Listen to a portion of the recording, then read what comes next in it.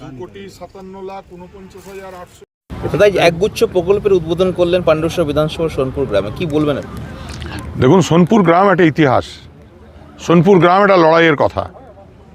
পাণ্ডবেশ্বরে যখন গ্রামের পর গ্রাম উঠিয়ে দিয়ে সেখানে কয়লা খনি পত্তন করার যে আলোচনা চলছিল, সে সময় স্বর্গীয় চন্দ্রশেখর বন্দ্যোপাধ্যায়ের নেতৃত্বে গ্রামের মানুষের স্বার্থে এই এলাকার মানুষ লড়াই শুরু করে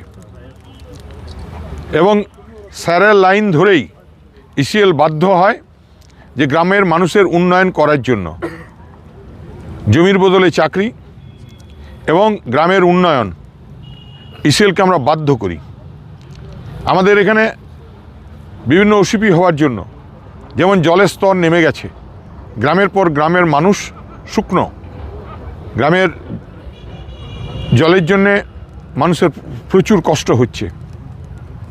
আমরা ইসিএলকে বলেছি যে আপনাদেরকে গ্রামগুলোতে জলের ব্যবস্থা করতে হবে।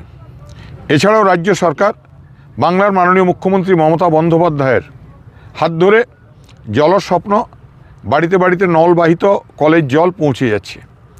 জলের ট্যাঙ্ক তৈরি হয়ে গেছে, জল পাইপলাইন হয়ে গেছে, কিছু কিছু জায়গায় জল পড়েও গেছে।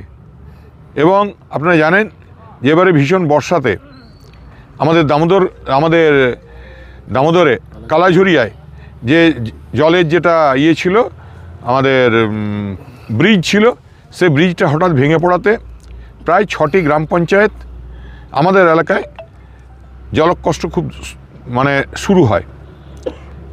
বাংলার মাননীয় মুখ্যমন্ত্রী মমতা বন্দ্যোপাধ্যায় তার টাকা দিয়েছেন, ব্রিজ প্রায় শেষ হওয়ার মুখে। জল আমরা আশা করছি এই মাসের মধ্যেই এই গ্রামগুলিতেও জল চলে আসবে। আমরা ইসিএলকে বলেছিলাম সিএসআর প্রজেক্টে স্পেশালি সোনপুর গ্রামের জন্য জলের ট্যাঙ্ক তৈরি করে সেখান থেকে বাড়িতে বাড়িতে জলের নলবাহিত কলের জল পৌঁছে দিতে হবে। অনেক টালবাহনার পর আমরা এই টাকা পেয়েছি। আজ তার অনেকগুলি শিলান্যাসের সঙ্গে আজকে এই জলের যে আমাদের কাজ 2,57,44,781 টাকা 80 পয়সা, যার আর্থিক মূল্য তিনটি বড় জলাধার তৈরি হবে এবং সেই জলাধার থেকে জল বাড়িতে বাড়িতে যাবে। আজকে আমরা শিলান্যাস করলাম, আগামীকাল থেকে এই কাজ শুরু হয়ে যাওয়ার কথা।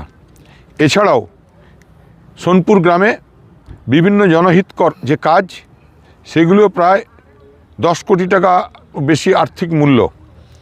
এই কাজ টেন্ডার হয়ে গেছে এবং প্রায় 25 কোটি টাকার আর্থিক মূল্যর কাজ শেষ হয়েছে। এছাড়াও আরও যে সমস্ত উন্নয়নমূলক কাজ, সেগুলো শুরু হবে। আজকে সেই একগুচ্ছ প্রকল্পের উন্নয়ন করা হলো গ্রামের মানুষের উপস্থিতিতে এবং আমরা আশা করব যে আগামী দিনে এই এলাকার বিভিন্ন জায়গাতে ইসিএলের সিএসআর হোক, ডিএসপি সিএসআর হোক, বিভিন্ন প্রকল্পে যে বড় কোম্পানি যাদের সিএসআর আছে, সেই সিএসআর নিয়ে রাজ্য সরকারের সহায়তায় আমাদের যে মানুষের উন্নয়নের কাজ, তার ধারাবাহিকতা, তার এগিয়ে যাওয়ার কথা থাকবে।